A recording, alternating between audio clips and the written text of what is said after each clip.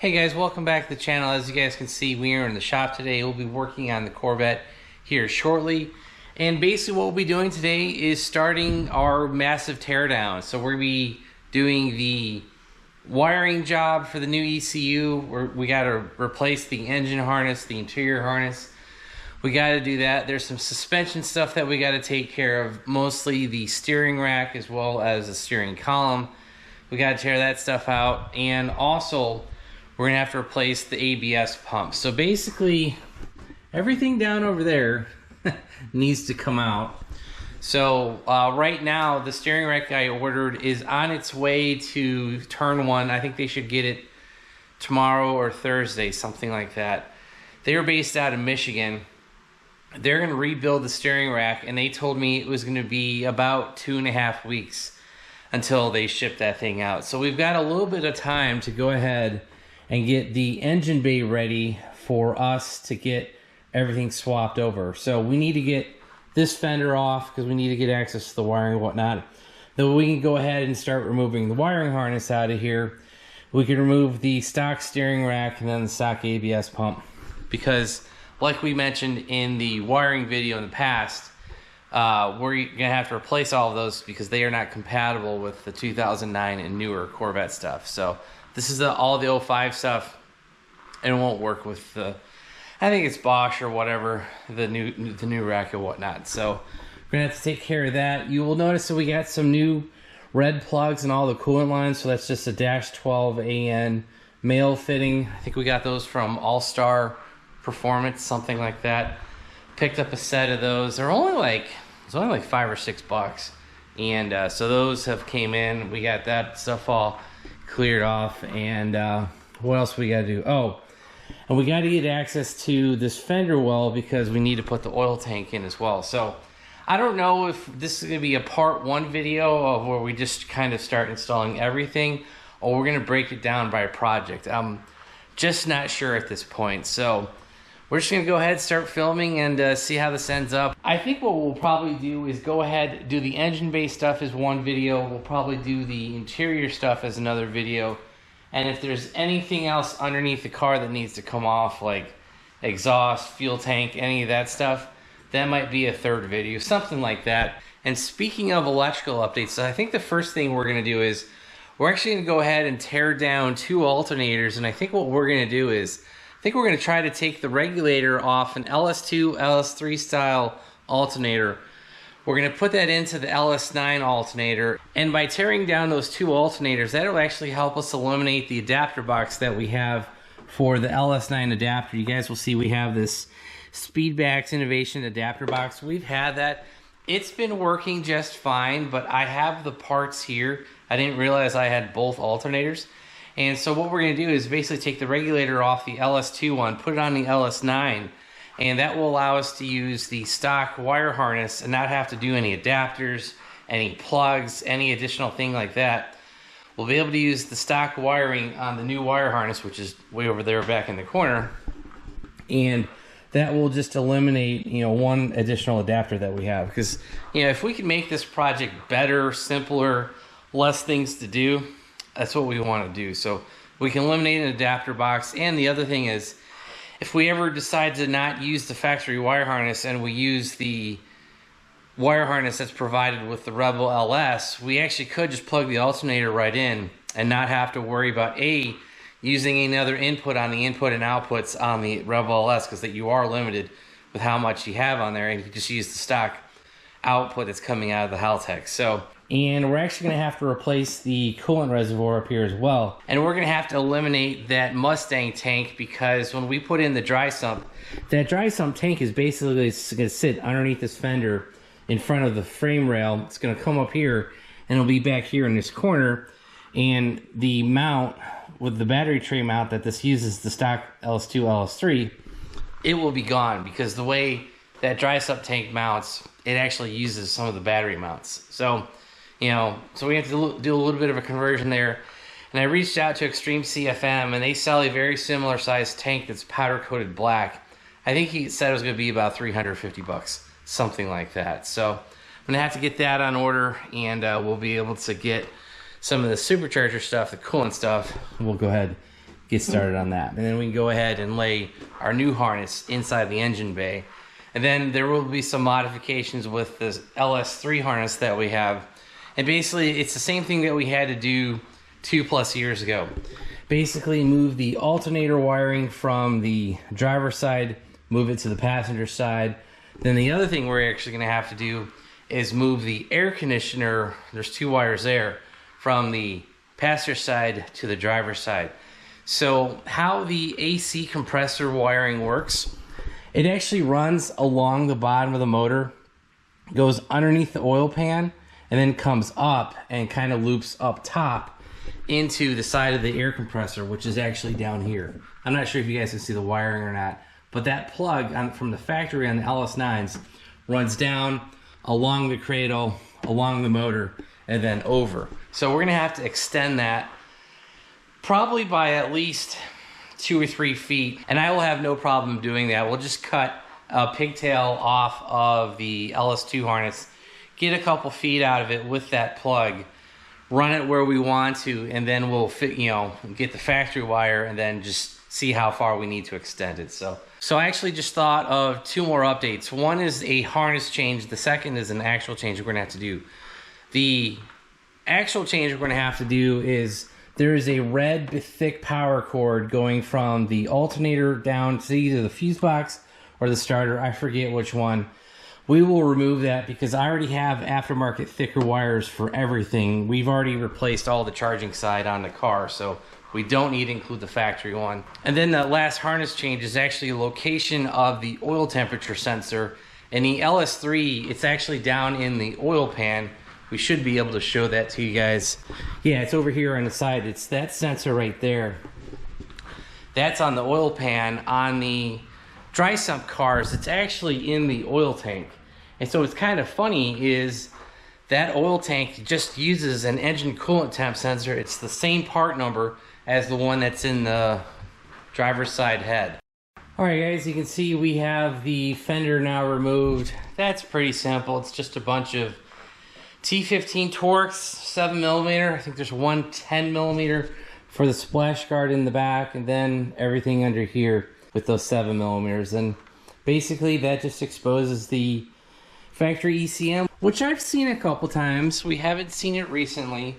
One of the previous jobs that we did on here was actually the E85 sensor, the input. I think that's actually what this line coming out of it is. Yeah, that looks about right. So basically we got to go ahead and unplug everything, pull the ECM bracket, because I am like 90% sure that the dry sump tank is going to bolt into at least one of the bolts for the ECM.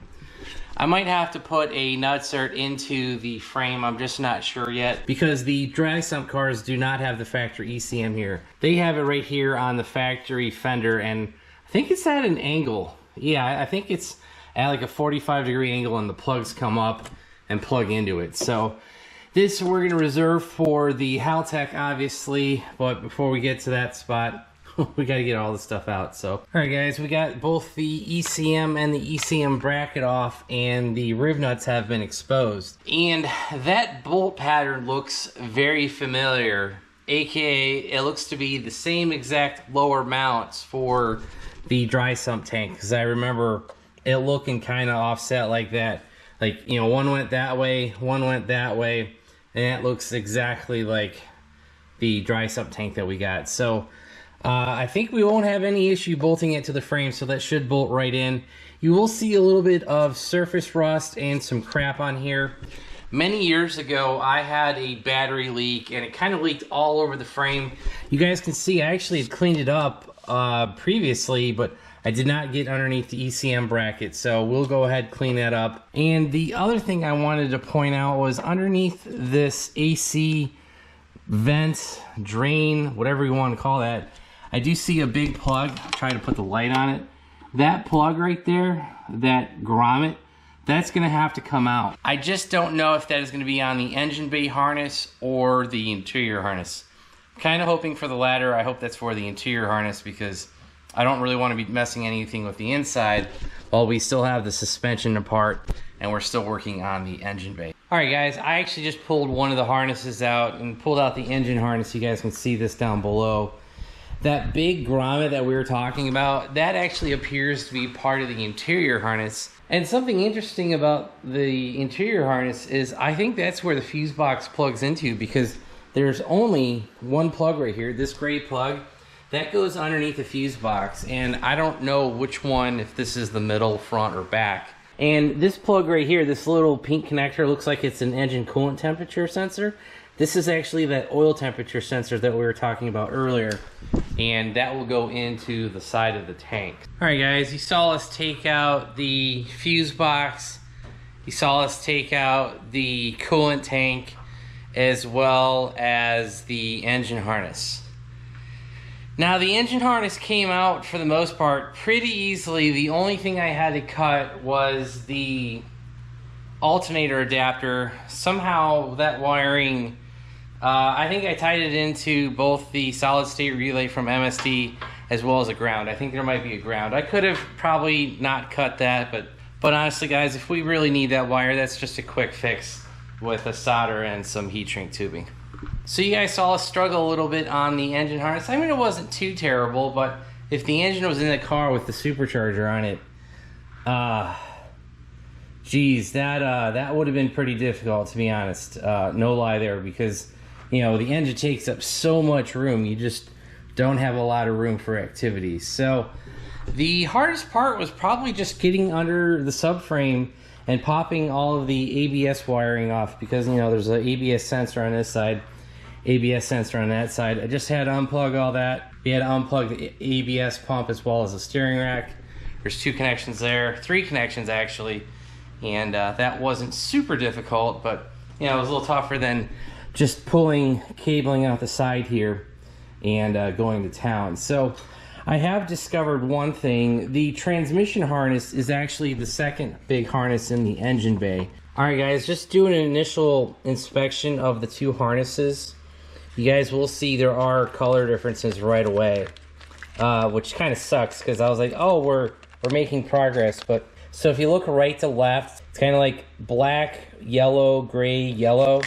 Same on this one, like black, yellow, gray, yellow. But then this one skips a pin, goes to green. This one has a blue wire, there's no green wire, skips a pin, and then it's like a yellow, brown, and then a green. And this one is green, a shade of green, and then blue. So, and then on the front, there's actually 3 rows of pins on here. Same thing, let's just go from the outside. There's a thicker pink wire on this end. Look at this one, there's no pink wire, it's a green with a white stripe. So yeah, that pretty much does confirm that we're going to expand the scope of this project a little bit. We're going to have basically a 3rd video of everything from the transmission tunnel back.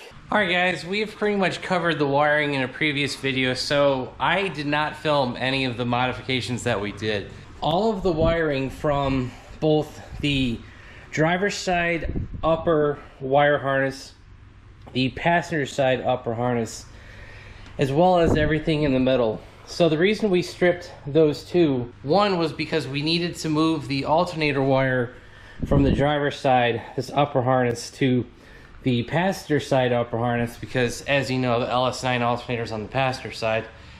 The second reason is because the air conditioning signal used to run down the passenger side, and well, now we're basically going to need to run it down the driver's side lower harness, so you guys can see this green and black wire.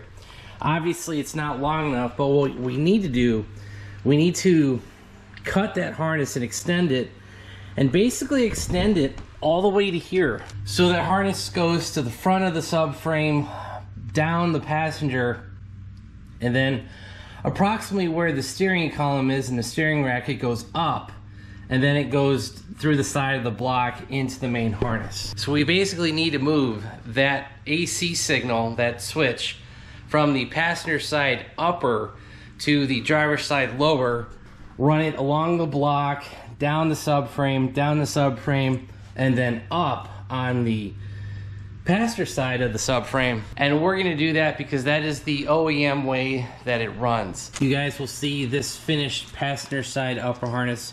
We use some of our wire loom, and we now have the alternator connector over on the passenger side. As far as the driver's side, guys, I actually just ran out of tape, so I will fix this up when we get more tape in.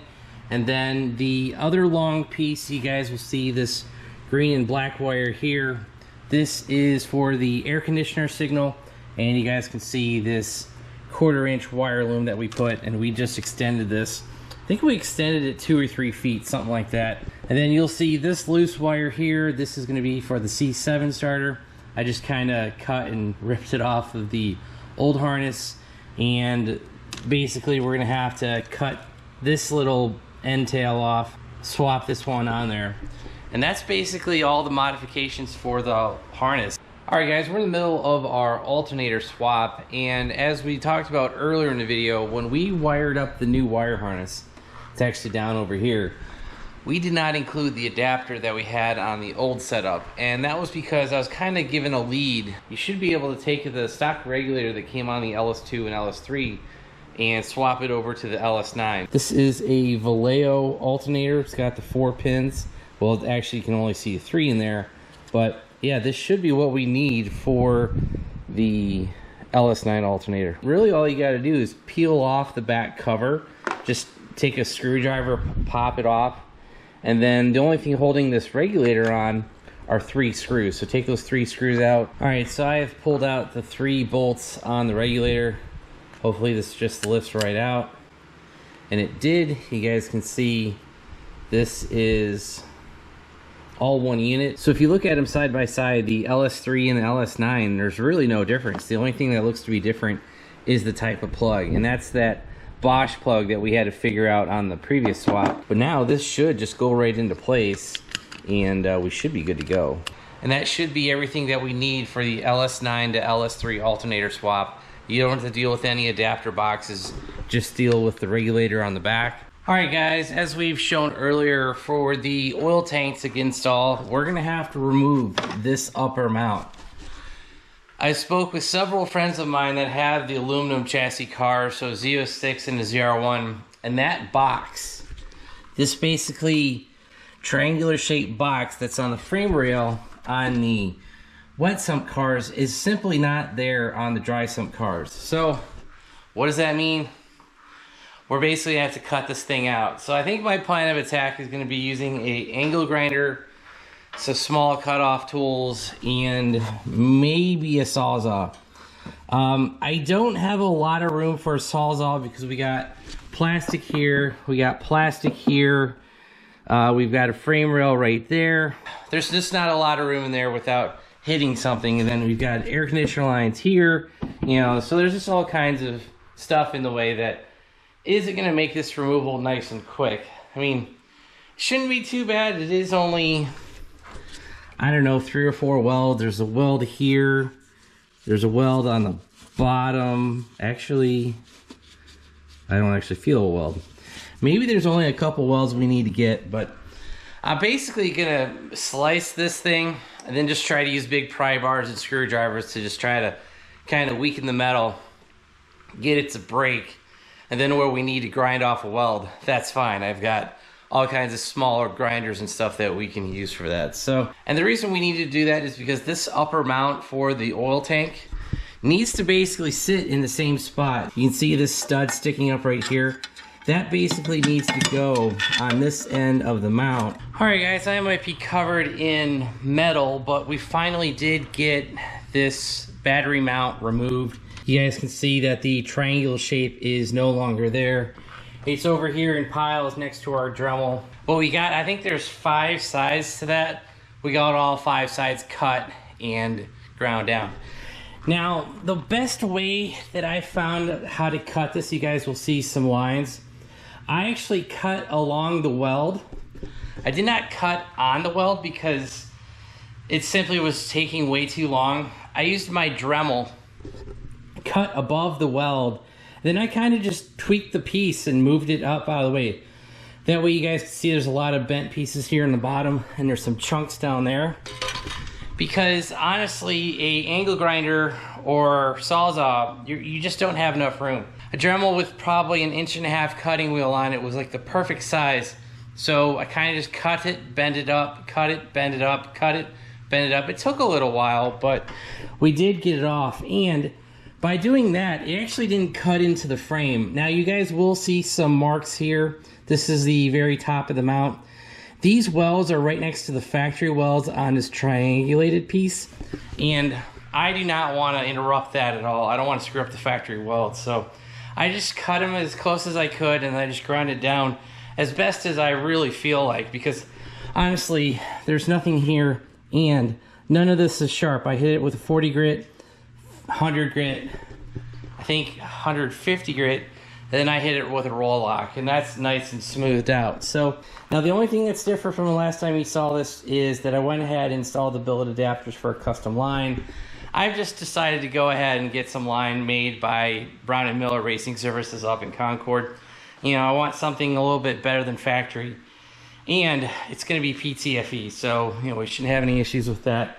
So we got the caps installed. I also got more of those. I installed them on the lid as well. So yeah, I think we're ready to go ahead and try to mock this tank in place. All right, guys, I thought we were closer to getting this thing finally mounted, but I just took a look at some pictures of a stock C6 Z06 as well as the Grand Sport, and I think they changed the mounting frame for the stock ECM, that bracket down there. So we have it in here mocked up. Like I said, it was sitting way too high using the stock rib nuts. So basically what we're gonna have to do is just go ahead, try to find where this thing sits the best, push it up against the frame, mark some marks with a Sharpie, drill that out, and put in some new rib nuts. All right, guys, after a lot of mock-up and taking the tank out a couple times, I went ahead and drilled and put the rib nuts in. You guys can see the bolts are in there.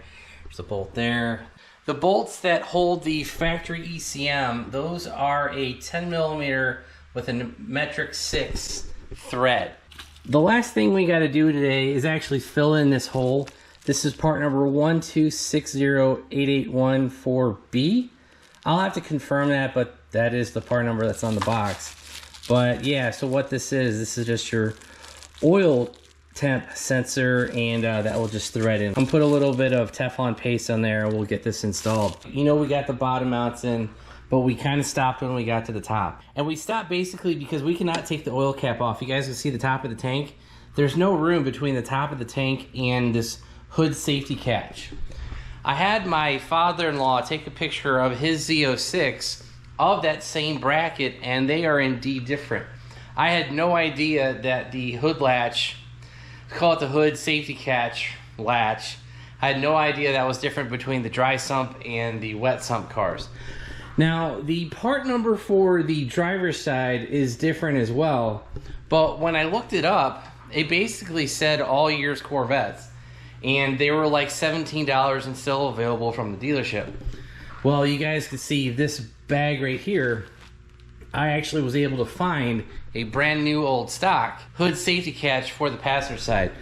So basically, to remove this, all we're gonna have to do is take out these two 10 millimeter bolts, and yeah, so you know, this isn't very tight, and I think this just threads into the metal part of the fender. Yeah, I can feel it. So you know, I'll take these two 10 millimeter bolts out, we'll get this opened up, and you guys can see the differences between the wet sump and the dry sump. The wet sump is just a flat piece of metal. It's got a piece of metal behind the hook. On the dry sump, there is big open space behind the hook, and it also has the little hood adjustment rubber stop, so we're gonna have to take that off the ZR1 hood, and this will simply just unscrew, and you'll screw it into the bottom here. So that's one thing. You'll have to move the adjuster from the hood down to this latch. And then the other thing is, you guys can see this hole right here. That should line up, hopefully, with your tank right here. Just got the two 10 millimeter bolts installed back. You guys can see we have plenty of room for the oil cap now, so that can come right off. No bigger deal there. The only thing that we're kind of running into a problem is this bracket and that bolt hole are nowhere near where they need to be. You know, when I drilled those holes initially on the bottom, I was not aware that this top mount even existed. I didn't know that this plate was different. I didn't know that the oil cap would have hit that plate. I didn't know that there was a mount on top of that plate. So when we mocked that up and kind of made it look like it was in the proper spot, I had no idea that there was a second top mount. And then the other thing is, you guys will notice on the normal mount, I have 2 bolts missing here, and that is because I did not have the proper studs. I think these are the proper studs, and what I mean by that is I could not find a parts breakdown of any of the part numbers for the tank, the pickup tube on the bottom of the tank, the pressure sensor, and maybe the E-clips. That's all that's in the parts diagrams for this C6 and the C7 oil tank. So I just pulled the bolts out, I measured it, and it ended up being a metric 8 by 1.25, and I just started Googling GM metric 8 by 1.25 stud. I saw one with a skinny, so I think it's a 6 mil up top instead of it being an 8 mil, and I decided, you know what, let's just go ahead and go with the 8 mil, and this had Loctite on it. I think this shows up as a oil pan bolt. I will include the part number in the screen down below. By the way, the socket size for both of these bolts is going to be a 13 mil. All right, you can see I have both studs screwed in, and actually the mount dropped right in. I thought I had ordered the wrong ones and maybe I needed the 6 millimeter instead of the 8 millimeter, but no, the bracket just dropped right in. Obviously, the bracket and where this ends up on the frame is not right, because right now it's that bolt hole is trying to line up with something that, you know, that's a ground. Yeah, so that obviously doesn't go there. All right, guys, we got one more upgrade for this oiling system, and you guys will see we have the LS7 pan with our improved racing insert inside of it. Well, before we drop this thing off, we need to basically have a way for the oil lines from our tank with that billet adapters on the bottom of that. We needed a way to connect that to the oil pan. We have this kit, I believe this is from Hawks Motorsports down in South Carolina. This kit was like, I want to say it was like 50 bucks, 55, something like that. Now there is a competing product from Peterson and they do make it, but it doesn't come with half the fittings that you need. And it's also over double the price. I think last time I looked, that Peterson kit was over $100, and I want to say this was like 55 something. So I saw the difference in the price there. I'm like, yeah, for just a AN billet fitting, you know, we don't need to spend that extra money. It's not going to be worth it. So yeah, so all we need to do basically is take our LS7 pan and go ahead and put the adapter here on the side of the pan. So before we install this fitting, I'm going to go ahead, clean it up with some brake cleaner. That way we can drop it off with our 5.3 over there. Alright, so with this kit you get brand new O-ring gaskets that go on the back of the adapter.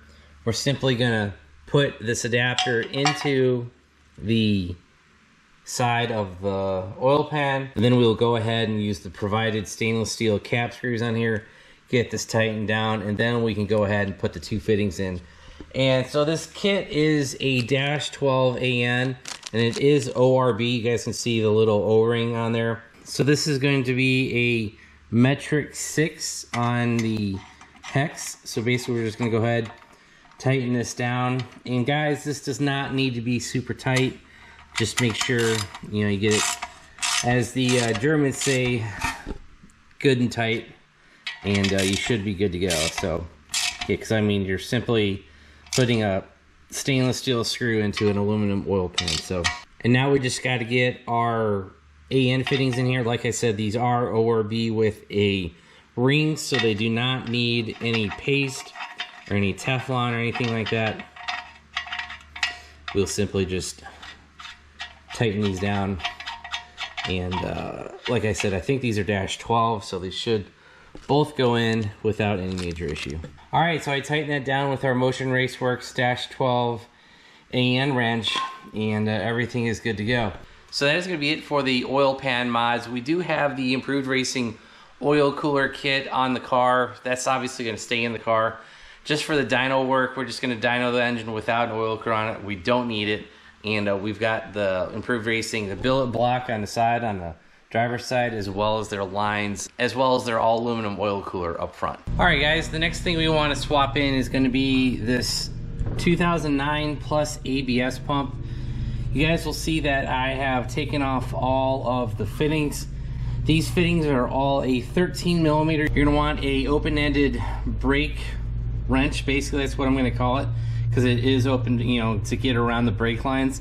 Now, when they sold this to me, they had just kind of crushed and cut all the lines. So, you know, we're just prepping this for the install.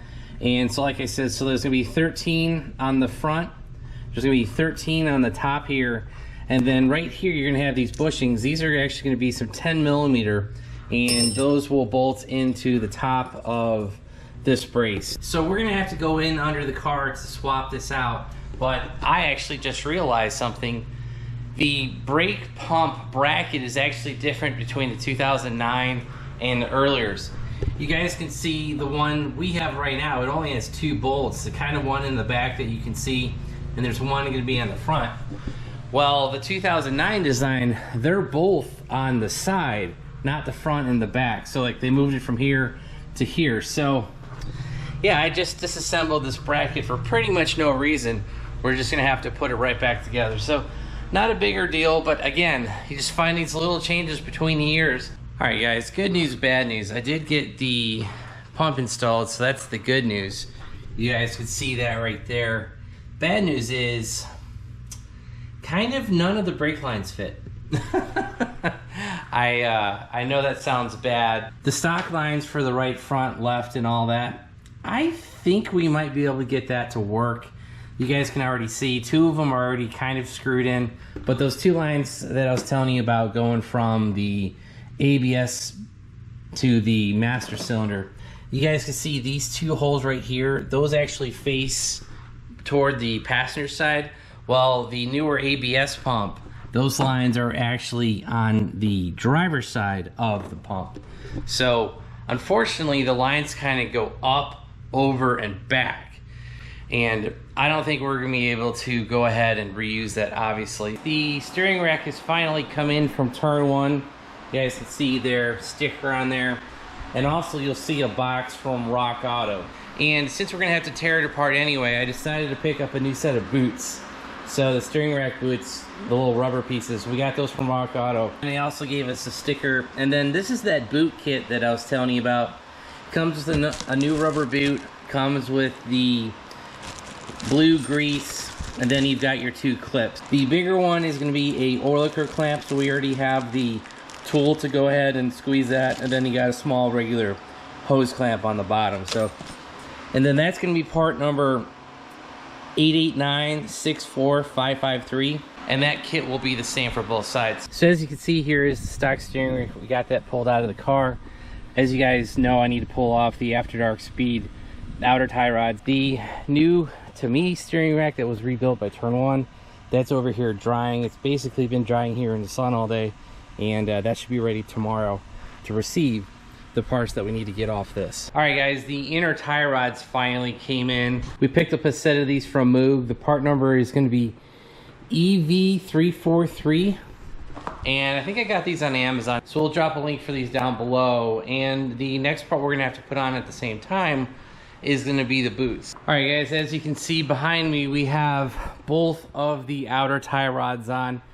And I will say this, you do need to put this in some kind of vise, because you really do need to tighten down these ends. And I just tightened them as strong as I can with a big wrench, and I was able to get both ends tight. So, all right, so you can see we got the boot installed. That's gonna be part of the part number 889-64553. I think we showed you that earlier. And we used the grease that came with it. We lubed up the outer part of the tie rod. We also lubed up the middle tube there. We did the same thing over here on the other side. And honestly, with all the grease that they give you, they pretty much give you enough grease in just one of these to go ahead and finish what you need to do. So now we just got to push this on here. We've got to get both clamps on there, and that will be this thing. And before you go too far, you probably want to put this on here first, because I doubt we'll be able to fit that over the ribbing. No, we won't. So let me take this back off. we'll throw it over here on the tube.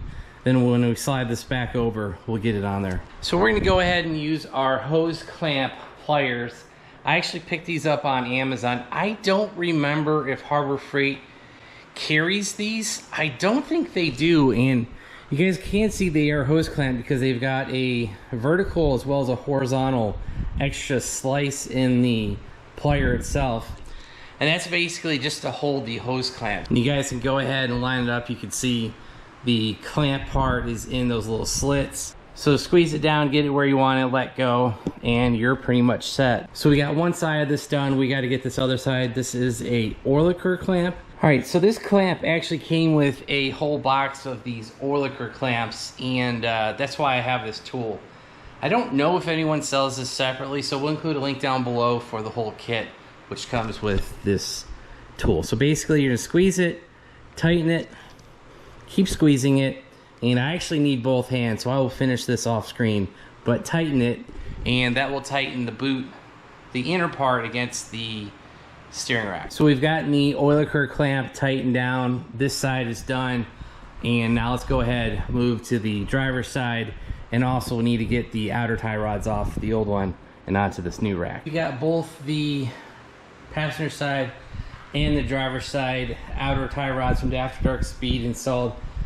Did measure the old steering rack back there. It was about 7 inches from the hose clamp here to the beginning of the aluminum. It was about 6 3/4 from this hose clamp here to the beginning of the aluminum. And by putting these at the same measurements as the old steering rack, hopefully that puts us in a good position for when we have to do an alignment in the future. And it's, you know, we're basically starting at where we were with the old rack. That should put us pretty close and not have to worry about trying to get an alignment on this thing. All right, guys, so that's going to be it for the steering rack updates. We got the new boots on. We got the inner tie rods from Moog, the outer tie rods from After Dark Speed. We got all the tape pulled off because we painted this thing, taped and masked it off. We got all that off, and yeah, that's pretty much it. So this thing is finally ready to go back in the car. We got one more project before we wrap this thing up, and that is going to be to install a new set of wheel bearings. You'll see I have one of the front spindles off of the car, and I pulled that off because we're going to go ahead and replace the wheel bearings while we're in here. And another reason we need to do this is because when we switch over to the 2009 Plus ABS system, the existing wheel bearings that we have will not work. The 2005 to 2008 use one style of wheel bearing. 2009 and Plus use a different style. So I went ahead and picked up a set of SKF wheel bearings. Here is the part number BR930544. These are the X-Tracker wheel bearings that they use on the ZR1. I think these are stock for the ZR1, or these are what everyone upgrades to if they have a road race car or an autocross car or whatever. So these SKF bearings are pretty much the golden standard that everyone uses when they build their car, and luckily, I have not done this upgrade in the past because they do sell a conversion kit that uses those wheel bearings, but it uses the old wiring and everything in there. And yes, you guys can see the spindles removed, the calipers off, the rotors on the ground. And the bearings that were on the car are actually the factory ones from 2005, so they are 20 years old this year. So, but now that we finally need that upgraded bearing with a different wiring, this is the perfect opportunity to do this upgrade. So yeah, oh, and guys, these bearings are not cheap. I think Summit Racing had the cheapest price on these. I got these for like $380 or $350 a piece, something like that. So you're looking at a lot of money for a set of 4. There's 3 more in that box. So we will have to do this in the back as well. But, you know, to just get the car rolling, get the car back on the ground, you know, we're doing the fronts right now. So then you'll also see these 2 brake lines right here. What these are actually the ABS pump to the master cylinder brake lines from a 2009 and newer. Because I think I said earlier in the video that, you know, that wasn't going to work out. I ended up finding a company called Corvette Recycling. Each one of these lines was like 60 bucks. It's an OEM, it's bolt-on, and I'm like, you know what? That's probably the best way to go. So yeah, so we're going to go ahead, get these bearings installed. All you really need to know is that this is a 255 Torx down to 96 foot-pounds. use a little bit of red Loctite on these bolts, and really, that's about it. So I'm gonna go ahead and get started. All right, guys, we've got the driver's side back together, the hub, the brake assembly, everything. That's all been installed. We also have those brake lines coming off of the master cylinder. Basically, it's connecting the side of the master cylinder down to the ABS pump. I swapped those out. Then over here on the passenger side, we're gonna do the same exercise. You can see we got the hub, the spindle, all that installed. But once we get everything installed, you will also be able to see that we have plenty of room for the rack to go in. So, all right, guys, you can see we have the steering rack in. We've got the outer tie rod connected to the spindle. We've got the new hubs installed like we showed you earlier. And also the subframe has been reattached to the car. That's all been torqued down. And everything in the front suspension has been torqued to spec. Now, the only thing we're not really gonna wrap up in this video is going to be the ABS brake lines. And the reason we're not gonna cover that is because 4 out of the 6 are gonna fit without issue. If you guys could see that white sticker that I'm pointing to right there, 2 of those are the new brake lines that we ordered from Corvette Recycling. Those go from the ABS master cylinder down to the ABS pump. Those pretty much fell right into place. The 2 rear passenger lines look like they're gonna line up without issue. They look like they'll just bolt right in. Now, the driver's side front and the passenger side front, these are the 2 that have been kind of being a pain in the butt. And I may just take the stock lines, bend them a little bit. And the main reason those 2 aren't fitting is because they are sitting too far toward the passenger side when they need to be shortened a little bit, and they need to fit more toward the driver's side of the frame. So, you know, I will try to look for the part numbers, but guys, trying to break down diagrams, I found diagrams and like screenshots of it, but none of the diagrams had the part number for it. And if I can't find the part number, I don't know what to order to see if there's a used set out there, or just go ahead and modify what we got. That might be what we end up doing, and I really don't feel like going into that because this video is already 30-40 minutes, something like that. So I will figure that stuff out off camera. If we run into any major issues or anything that you guys need to know about, I will go ahead and do that in the follow-up video. But for this video, we got all the major things that we wanted to get done. I got the oil tank mounted. I got the harness modified. We got the steering rack installed and rebuilt. We got all of the power steering lines put back in. The brake lines, like I said, I'm still kind of working on that. But we have accomplished everything that we set out to do.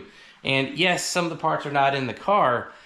The main thing that's not sitting in the car is the oil tank. You guys can see that space right here. Well, that is because for the next video, I actually need to pull the dashboard, and I also need to pull the interior harness out. And unfortunately, that harness, you guys can see this harness right here, that sits right there in a giant grommet. So we can't really pull the 2005 interior harness out of the car with a giant oil tank sitting away. So unfortunately, it's just sitting on the ground right now. We will get that installed. You know, that's not a bigger deal. We just had to figure out the upper mounts, this mount right here on the frame, as well as the mounts down on the bottom. So now that that's all been resolved, we can go ahead and bolt that right back in when we're ready. So that's gonna be it for today's video. I think we've been working on this video for on and off for about 5 weeks. And yeah, so these videos are pretty long, pretty tedious, and since it's just me, you know, it's a lot of nights and weekends. The next big update video, it might be a while, guys, because I don't have a huge backlog in front of this video. Heck, I think this video might go out in like 2 weeks, something like that. So I don't have a lot ahead of time between these big major update videos. And like I said, it took me 6 weeks to film this one.